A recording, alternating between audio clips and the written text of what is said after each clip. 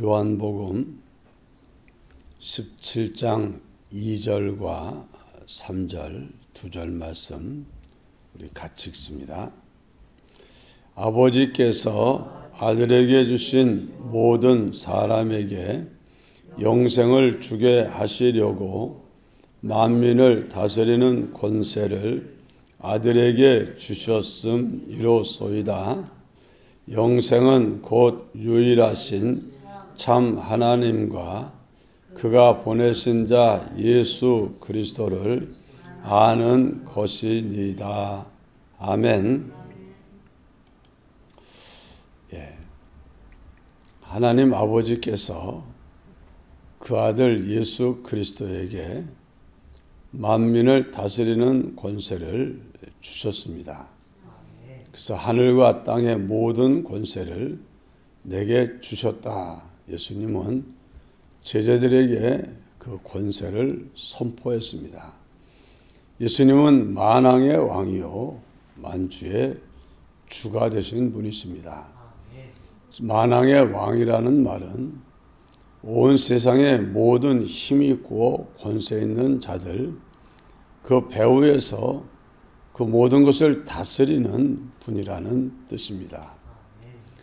이 세상에 여러 나라, 우리나라도 대통령이 있고 또 여러 나라에는 총리가 다스리는 데도 있고 왕이 다스리는 나라도 있고 하지만 세상에서 우리나라 세계에서 제일 강력한 힘을 가진 나라는 미국이고 또 이제 중국이 그 다음 힘을 가지고 있습니다.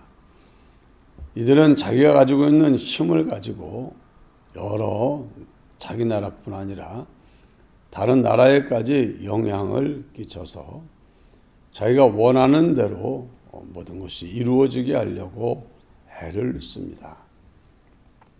그래서 미국이 중국과의 관계가 안 좋아지면서 이런 거 저런 거 못하게끔 자꾸 하니까 미국 눈치를 볼 수밖에 없는 나라들이 미국이 하자는 대로 하게 돼서 또 중국이 지금 많이 곤란한 그런 가운데 있다 하는 뉴스를 접하게 됩니다.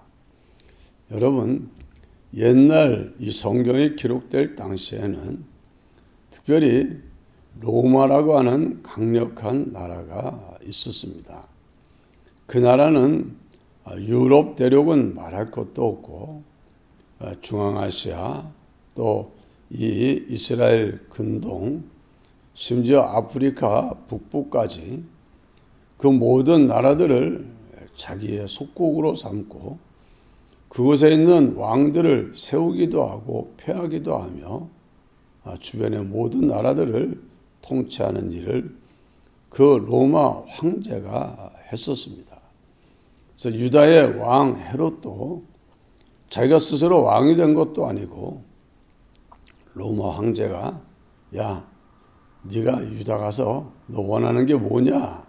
황제를 기쁘게 해서 건축을 잘해가지고 황제를 기쁘게 하니까 원하는 게 뭐냐 하니까 저한테 유대라는 그 지역에 왕이 될 수 있도록 허락해 주세요 해가지고 그래서 유대의 왕으로 온 사람이 헤롯입니다.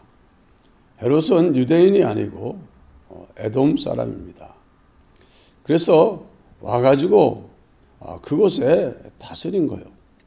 그러다가 이제 로마 황제가 끝하면 그걸로 끝나는 겁니다.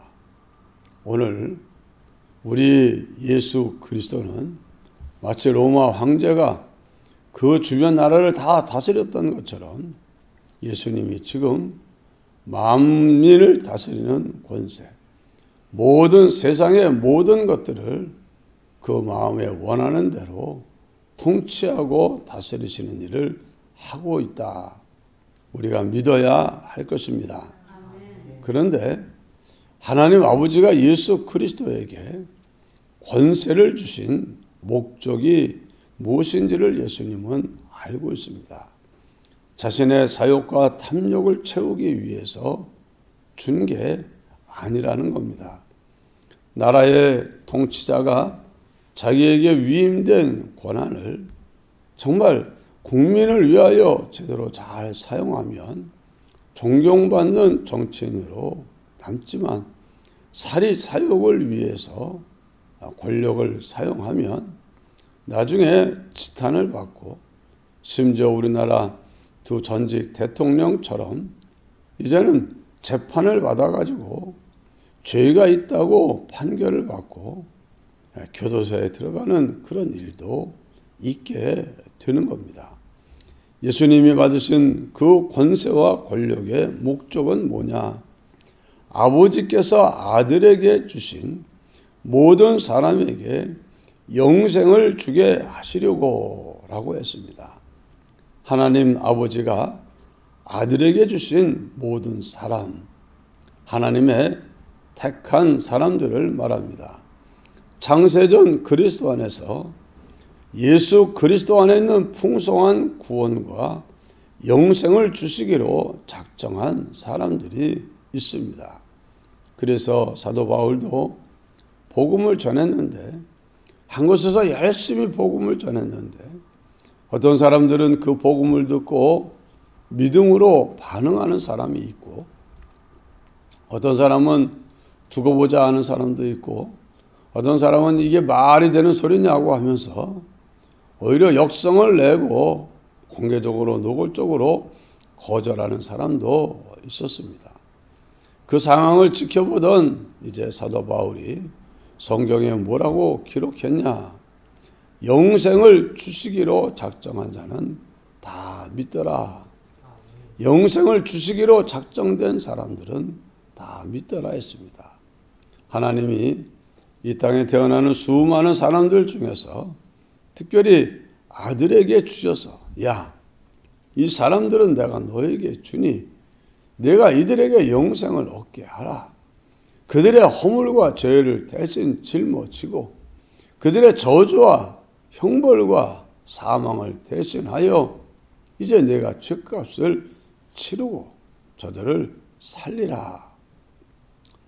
이것을 아버지가 아들에게 말씀했고, 또 아들 예수 그리스도는 이제 그 일을 완성하셨고, 지금 하늘과 땅의 모든 권세를 가지신 만왕의 왕 만주의 주 되신 예수 그리스도는 예수 그리스도의 피공로를 통해 사람들로 하여금 이제는 예수님을 믿고 영생을 얻도록 하는 그 일을 위하여 지금도 오만 가지 일을 하고 계시는 줄 믿습니다. 그 일, 그 역사의 결과로 저도 그렇고 여러분도 그렇고 영생을 가진 하나님의 자녀가 된 줄로 믿습니다. 어제 잠깐 뉴스를 보는 중에 어떤 사람이 자기 부하 여직원에게 몹쓸 짓을 하고 나중에 그것이 드러날 것 같으니까 자살을 했다. 경찰이 수사에 들어가니까 자살을 했다. 그러니까 경찰은 이제 이 자살하여 죽었으니 이 사람에 더 이상 수사할 수도 없고, 그래서 이제 기소권 없음 하고는 이제 모든 사건을 덮어버린다.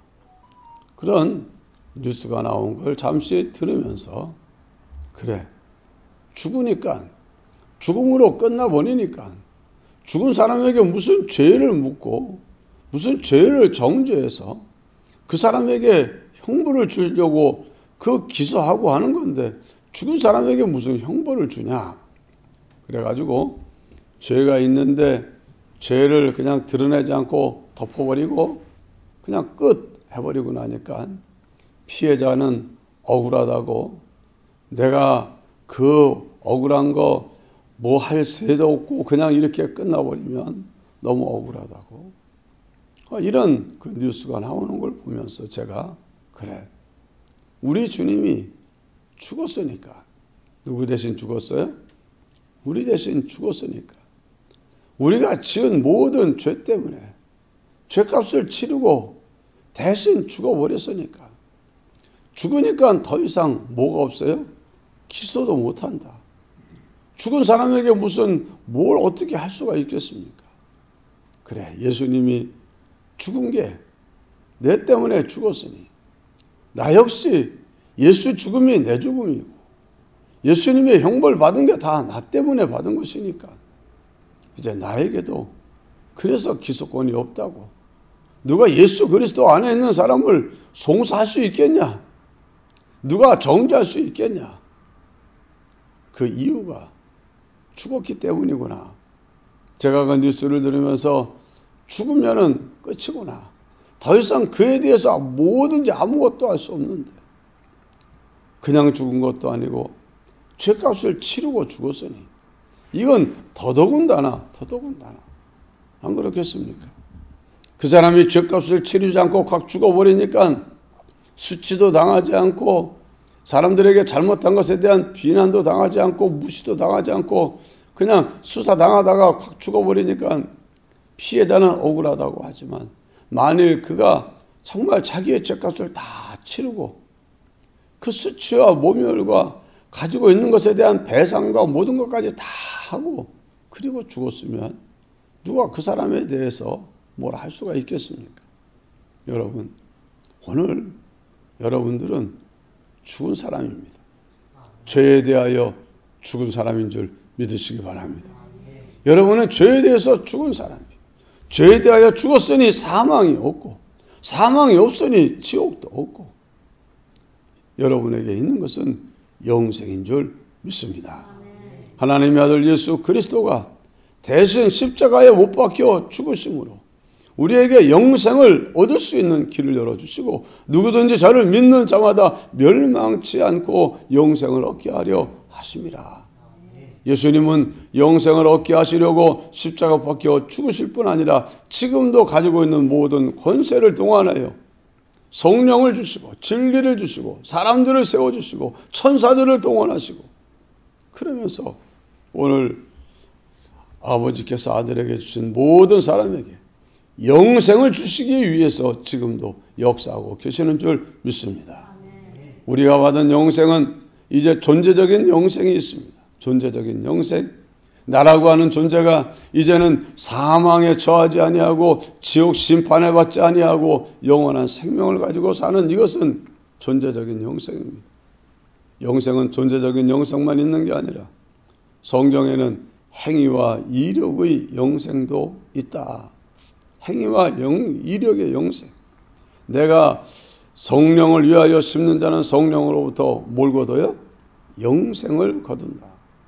예수 그리스도를 믿는 사람들이 성령을 받고 성령을 따라 순종해서 성령의 소욕을 따라 성령의 주시는 말씀을 따라 뭐 할 때? 순종해서 살아갈 때 뭐가 일어납니까? 그 결과가 순종한 결과가 영원히 없어지지 않고 영원히 남는 이력 영생이 된다. 그러니까 여러분들이 영생을 취하라 하고 디모데에게 사도 바울이 하신 말씀대로 매일매일 영생을 취하시기 바랍니다.